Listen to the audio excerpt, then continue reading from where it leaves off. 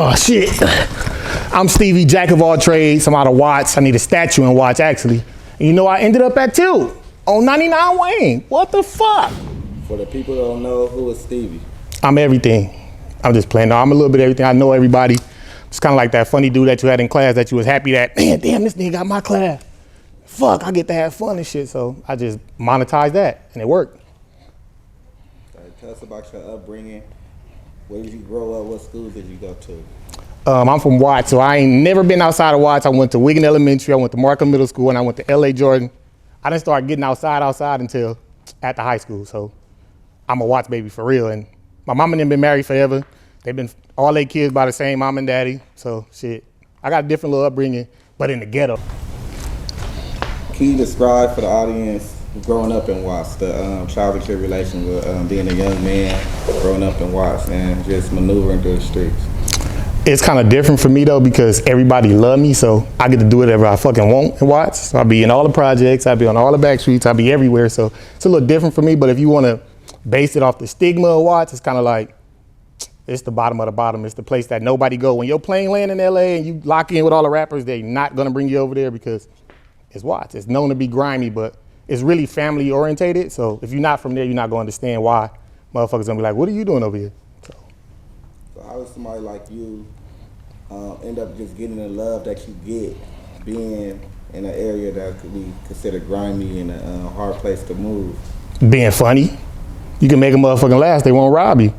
They won't beat you up. They won't do you bad because they're like, oh, that's just the homie. That nigga just a good nigga. And I just always kept it solid. I ain't never turned nothing down. Kept it real, did my thing, stayed loyal, and just always been myself. I think a lot of times niggas be getting around niggas and change how they move, want to start acting like the niggas they be around and being followers. Me, it's always been myself, so you can't do nothing. Anybody in the world gonna respect a nigga that's gonna be themselves.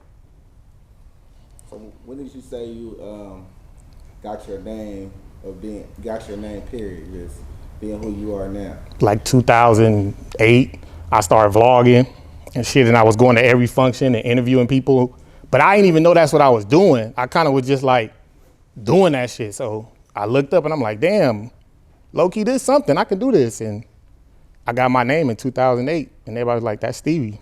That nigga crazy. A lot of people don't know 2008, 07, 08 was like crazy times in LA, especially for people, the younger generation, the 18, 19-year-olds. That was a crazy part. Can you just take us back to that time when you got your name and what was going on in LA at that time? At that time, it was like the cliques was forming. So you had like city celebs, you had pushers, Let Me Crack Radio Vixens, all that shit was kind of like booming at the time. But again, like I'm trying to tell you, I never left out of Watts. I probably been to Long Beach or some shit. I'm really like a real Watts baby. So once I got connected with my folks and you looked up, it's like everything just transitioned. And like I said, at that time in 2008, it was like a weird ass dressing era. It was like everybody was wearing skinny pants and everybody was dyeing their hair. It was niggas who will kill you wearing skinny pants. So at that time, I kind of transitioned to my dressing style. And in Watts, that's the transition didn't happen for a long time. So like skinny jeans was popular all around LA, but in Watts, it took that shit probably like 7 or 8 years to really catch on because niggas is just thugging. So when I did it, my boy Trill, he was like, man, at the time my boy Trill was at Norbine, and he was like, man, there's some niggas that dress like you, they act like you. I'm like, never. Introduced me and ended up being YG, PC, Ace, all my niggas. Okay, so at that time, like if you from LA, you know that time YG had a crazy impact on the city, music-wise, party-wise, and everything. Can you touch on that a little bit? It'll never be done again because we did some shit that just can never happen again because of the internet, honestly. AIM was about the biggest thing, but now the internet, like the gangbanging shit done transferred over to the internet. At that time, the gangbanging was still in the street and we kind of had all the biggest gangs in LA attached to the shit. So it was something you'll never see again in LA. I wish we could, but man, if you name a gang, we had them. And before it was 4hunnid, it was pushes. Let's talk, can you touch on that a little bit? Let us know, let the audience know what pushes did for the city too. It was a clique that they created, honestly, to push their music, and that's where the name came from, to push their music to make it bigger. And Ace, PC, and YG started it, and then it just spiraled out of control. Like if you go look up, you see that stuff that the kids are doing at Delamo now, like that's nothing. Like we had a time we was like, if you want to be from Pusha, just come to Delamo, and like 5,000 people showed up and homies went to jail, all type of crazy shit. But I kept saying that I don't know. I don't think we expected it to be what it was. I think it was more like a nigga. If I knew what I know now about business, I would have been on my business around that time because, oh my God, there was so many business opportunities at that time. But I was having fun, so it was just all fun, and I think that nobody expected it to be a fucking label eventually. That time after the Lamo Mall when all the people showed up, that was like a known event, crash out. I don't know what to call it. It was a known. It was something big that happened. Can you talk about that a little bit? Well, everybody already went to jail and got out, so I can talk about it because I don't talk about police shit on camera. But the homegirls got into it with some folks, and the homies wasn't having it. Ended up beating up some security guards, and these is good men, and they ended up going to jail, getting felonies and shit. So a fight broke out that shouldn't have broke out, but it was bound to happen. It was just too many people. So that's as much I can give you because I pulled up late, and when I pulled up, they were squabbling. So I just came for the squabble. Basically, I didn't get to come for the fun that day. Okay, so now you're the host of the 4hunnid podcast. How did that come about, and did you ever see yourself in that position? I had a podcast 5 years ago, my own, and I didn't know how to monetize. That's what I'm trying to say. Now I know how to monetize things. If you out there and you created something, create your own thing and learn how to monetize it. I didn't know how, so I was like playing music on my podcast, and they kept taking it down. So I already knew how to pod, but I kind of threw it away when I was like, damn, I've been doing this shit 2 years and it ain't working. So then I just started making content every day, just making funny videos in a car, cooking video, anything to make people get the attention. I was going viral. So then I seen YG make a post like, oh, I want to start a podcast.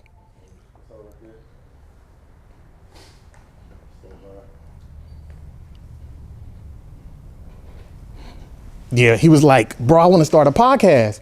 So then I got the nigga email, even though I know him, I hit him up first. I'm like, you for real? He like, I'm for real. So I'm like, all right.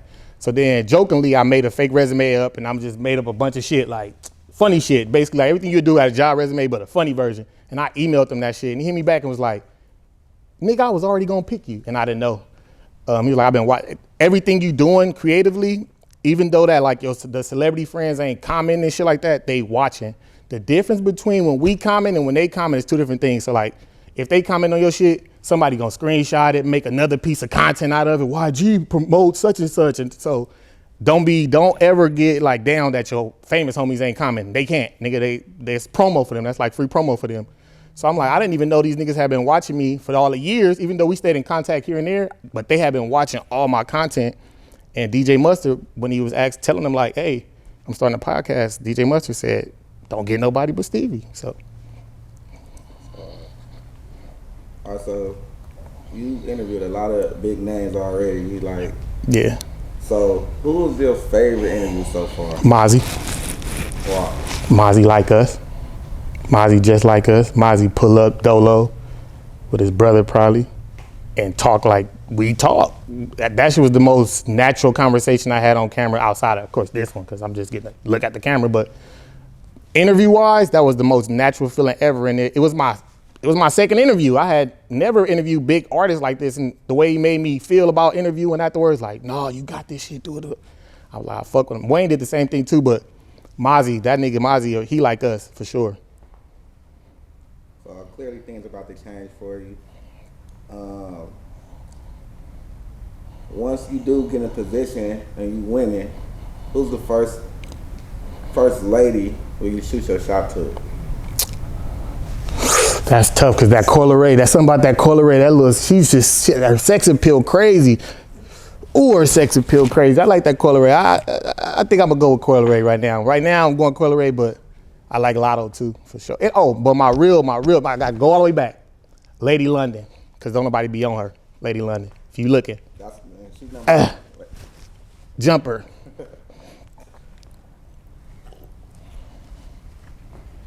So My Crazy Life, this was My Crazy Life, YG debut album, 10-year anniversary. Can you tell us one memory from that time? I was in jail, and I went to the yard. I was in Supermax at that time, and I hadn't heard the album yet. And I don't know, we had some cool ass guards and it was hot as hell one day. And they played that whole album while I got to hear it in Supermax on the yard. If you ever been in Supermax in the county, you know they got that big ass yard we all go to, you get to see everybody. And they played it with sprinklers going off. And I was like, damn, this shit hard.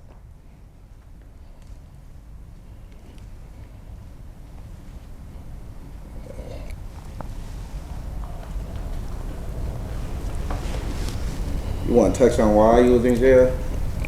Scamming and not being good at it. I thought I could be a good criminal, and I kept getting caught. So I realized I wasn't that good of a criminal. How long did you do? Altogether, over a span of like 10 years, I probably did like 7 years, like altogether. So what would you tell the scammers that ain't good at scamming? Also, don't carry guns unless you really got to carry guns. So I got some gun cases too, and I shouldn't have been carrying guns. The second I picked up a gun, the police it's like a radar went off, and them niggas just came and got me. I had a gun for 20 minutes. But yeah, if you scamming, really do your homework. Stop just letting somebody tell you to request banks from people and shit like that. Even though that's what I wasn't doing. I won't say what I was doing, but the paperwork is public records. But yeah, don't scam, man. Go get a job. It's all right to have a job. You can still come to the hood with a 9 to 5. We're still gonna drink with you and let you fuck hoes and stuff. Go get a job. And I know YG, like you said, that's your dog. Well, you got to give YG his flowers right now. What would you tell YG? I appreciate you, brother. You could have went and got Desi Banks or one of them other big nose niggas, but you picked me. So I fuck with you. He already know. And a lot of people, this is the problem. If you ever got something inside of you where you feel some type of way, sometimes it's best not to say nothing until you get back around your homies. Don't ever talk behind your homies' backs, because an opportunity can come and then now that homie might be like, man, this bitch ass nigga was talking about me. So it's better if you got some animosity towards any other man, friend or not, just get around them and y'all probably can talk about it or feel some type of way. Because if you say it out loud and then the opportunity comes, your name not gonna get brought up for sure. Stepping into like the celebrity world, what are some things that you kind of like taking cautious and not really, like some things you probably trying to stay away from? Drugs. They mixing too much shit in the drugs, so I'm just drinking liquor. So with the Hollywood shit, I'm staying away from drugs. I don't smoke weed, I don't do nothing. I do a little liquor. And only my bottle, I don't want nobody else's bottle. Diddy house got raided today. What are your thoughts on that whole Diddy situation? Diddy got money, man. He knew that was coming. He got rid of everything. Allegedly.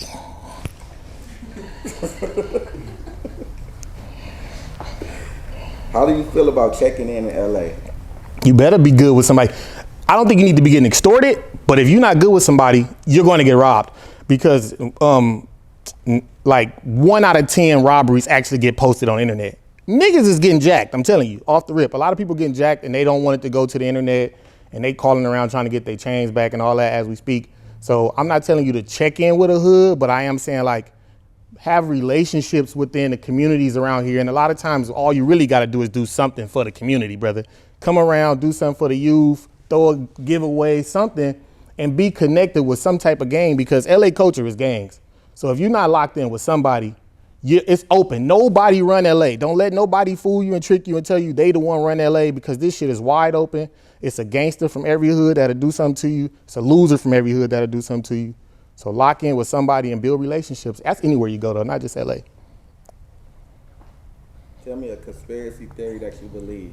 That heaven is in the ocean and not in the sky, because the reflection of the sky is from the ocean, and that's why we can't get to the bottom of it. And nobody ever went up top all the way and didn't blow up. So I'm going with heaven definitely in the ocean. What made you think? What made you say that? Nigga, you asked me what conspiracy I believe in. I never heard that one. Oh, I'm a nigga then. That just fucked y'all up. Cooking with sauce. Yeah, that's one right there. Yeah, that's my conspiracy I believe in. Yeah. Okay. What's the narrative about Watts that got y'all fucked up? We dirty, bitch. I got that chili. Stop playing. For real, for real. No, for real. I think that a lot of people don't know that in Watts, it's like very braggadocious. You can't have dirty shoes and no haircut. Niggas is joking on you. Bad enough to where you don't want to come outside. You got to get some money.